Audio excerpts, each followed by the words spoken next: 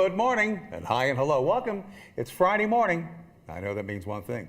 It's time for Charger and Company on RVN TV. And as I always say, it's a great way to start your day. And you know the pattern we'll be doing for quite some time here. I look for folks from everyday walks of life, from different genres, different type of jobs, professions, lifestyles. And today we're going to look into the world of psychology and also a writer of books. And my very special guest this morning on Charger and Company is Anita DeFrancesco. Good morning, Bob. Well, how are you? Okay, how are you? I love the hat. Thank you. This is directly from Panama. I like it. No, it's really nice. I read your bio, and I read a lot of your media stuff and different websites and stuff, and you're a very, very fascinating lady with so many different directions and places that you move. Psychology is one, an author of books. So we're on the air. Tell me how it all began. Well, you know, years ago, growing up, I've always had aspirations to work in entertainment, in writing. Journalism was a big word of mine as I was growing up. I wanted to learn how to write, and so I took a path. I started to study psychology. I worked in the health field. I worked in a hospital, you know, as a x-ray technologist at first, and then I moved on into the new age health. And once I got involved in new age health, I ended up embarking upon a path, getting my psych degrees, Master of Arts in Psychology, but I also took that further. I became a somatic psychotherapist, which a somatic psychotherapist is someone who works with the body and the mind and the spirit, and that it's not just cognitive psychology, it's a compilation of learning to understand your power, your pleasure, and your direction in life. So what I teach people how to do is to work with what's going on in their body. And I am the founder of Tantra Wisdom, so I work with relationships and sex therapy and emotional therapy and all of those things that sometimes we just are lacking in our lives or just don't have the time to look at it. So this is what the path that I have chosen. And then of course I had many awakenings over the years, and born in Philadelphia, but then I ended up going to Los Angeles for 20 years. Yes, I read.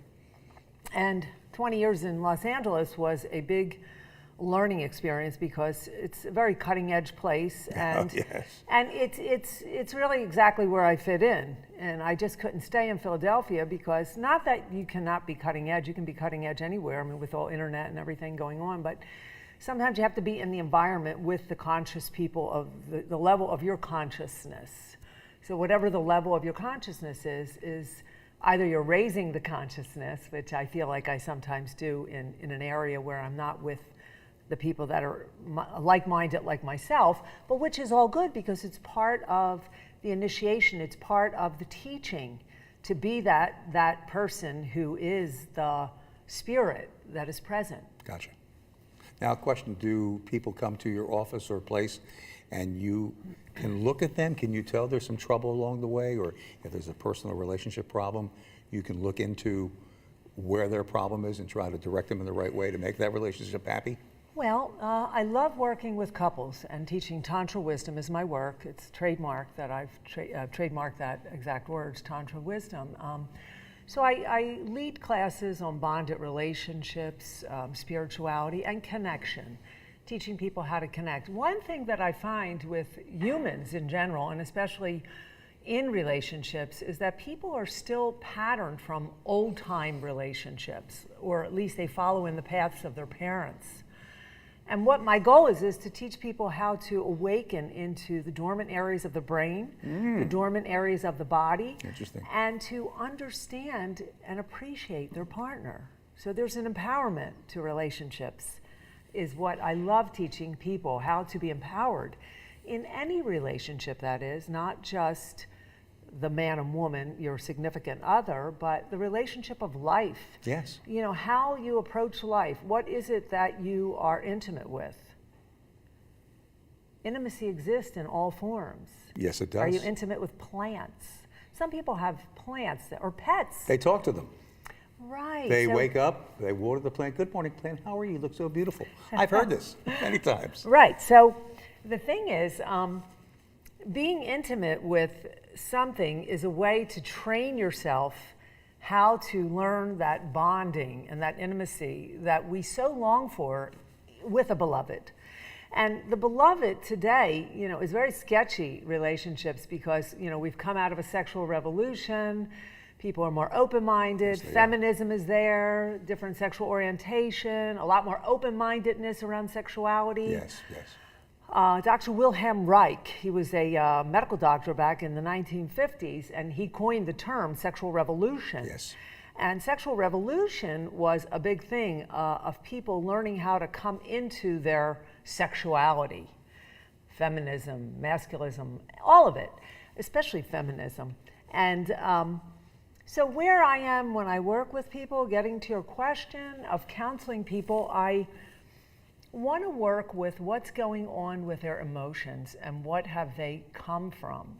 What did they grow up with? What experiences did they have? And that's what somatic psychology is about, experiential. We go back to the old time of what happened, and from there, we try to change those patterns by restructuring the cognition through the body. And how long does something like this take?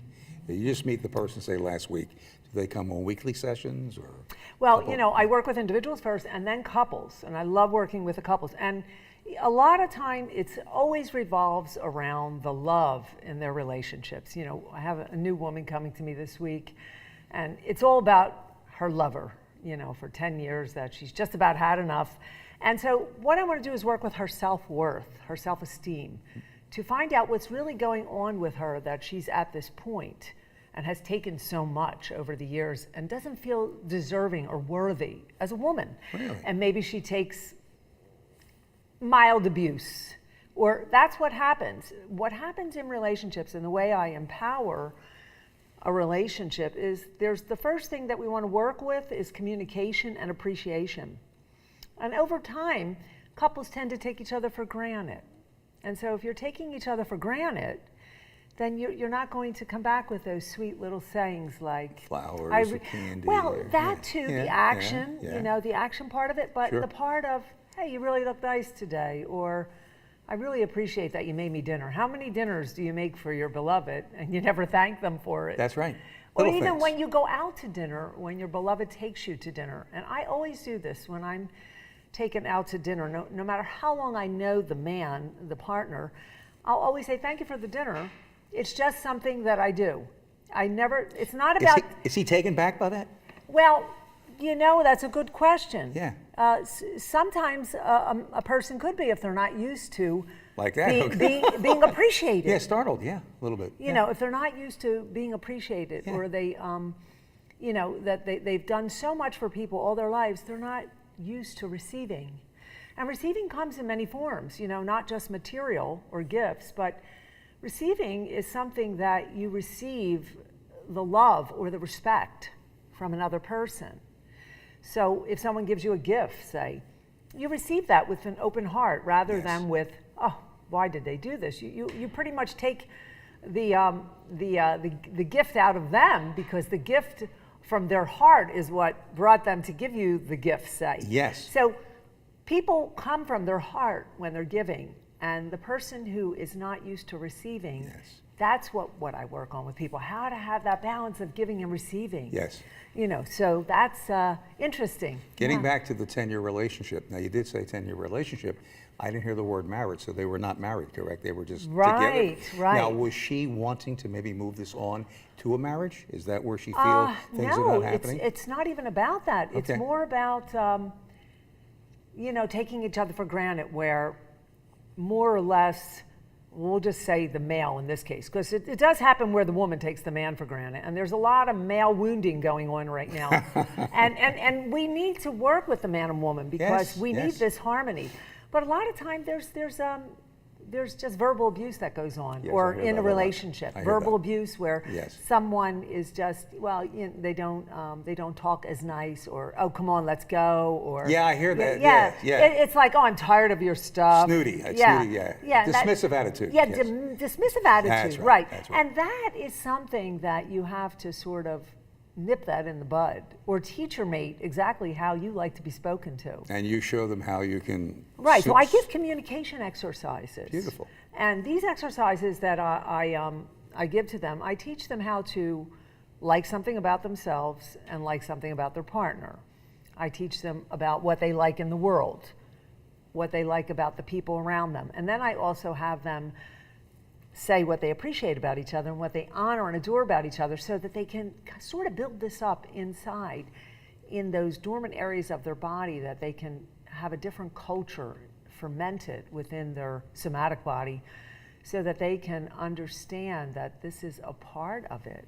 This is the part of reality. That's right. This is reality. And you help them. Now, I noticed we got a couple of books here. Can you share with the Charger and Company viewers this morning about some of the books? I'm a two-time author, and this is the first. Well, congratulations on that. Thank you. Yes, Thanks. yes, yes.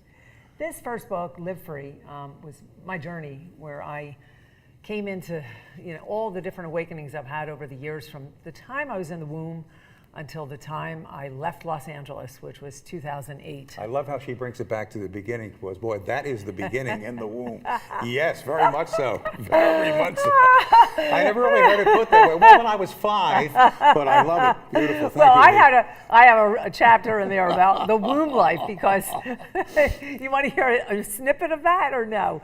When I was in my mother's womb, my mom, she was trying to abort me then, and abortion wasn't legal. Oh, now I'm saying my age. Okay. Abortion wasn't legal in the 50s. I was born in 56. Okay. And but I would never know. Yeah, and it was something that my mom was unsure about, me being the child of the man she was with, and yada yada yada. Yes. It's in the book. Okay. Anyhow, I love my mom and dad. They're my mom and dad, whomever. But anyway, they're both gone now. But anyhow, that was that part, and she was unsure. So back then, they either got abortions or they moved on. It was very different. Well, they raised the child, basically. They raised the child. Well, a lot of time, if the child wasn't with the man you were with, you didn't get married, or you had to get married to someone if you were pregnant. Yes. So there was a story around that, and there was a lot of sort of spiritual awakening that went on in the womb. I felt like I was talking to the world that I wanted to be born. I had a voice. This is interesting. I'm telling you. I had a voice in the womb. And so anyhow, that then it goes into all of my life, all the experiences that I had. And I felt like spiritually that I was put into each and every experience as an awakening, because I felt that I was there to learn something so that I can get into my higher power and teach. Wonderful.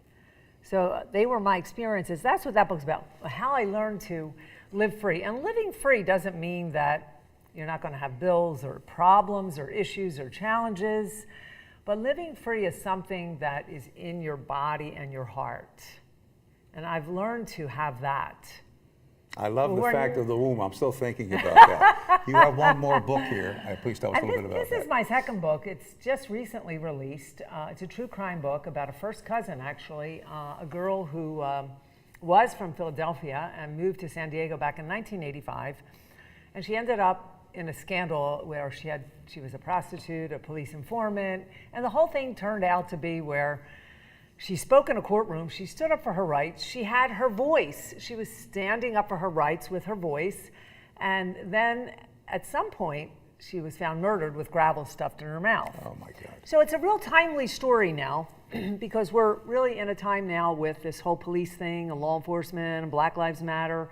And we're also in an era of the Me Too.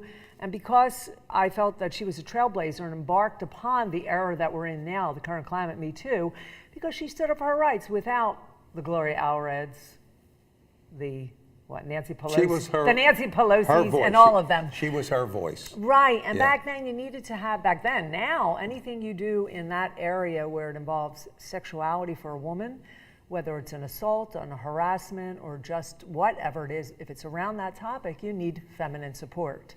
And back then, here's a girl who stood up with her voice, not knowing. So that's why she embarked this path that we're on. Whatever happened in the 80s, and she's a trailblazer. Anyhow, this is a wonderful book, and I just had an interview on CBS Channel 8 San Diego a couple weeks ago about this, because it's still a high-profile story. Well, I always say, on my program. Where does that time fly when you're having fun? My goodness. Yes, it went. Didn't I tell you the TV's going to Thank you, Bob. No, TV's going to go very, very quick. Anita DeFrancesco, a very fascinating story and life, and I liked every minute of it. We'll have to have you back again to do part 2 of the program. Yes, Thank you Bob. so very much. It's been my pleasure. Thank you so much. Anita DeFrancesco, my guest this morning here on Charger and Company. Tell a neighbor and tell a friend. It's every Friday morning at 9:30 a.m. Eastern. Of course, the entire USA. Charger and Company, as I always say, it's a great way to start your day.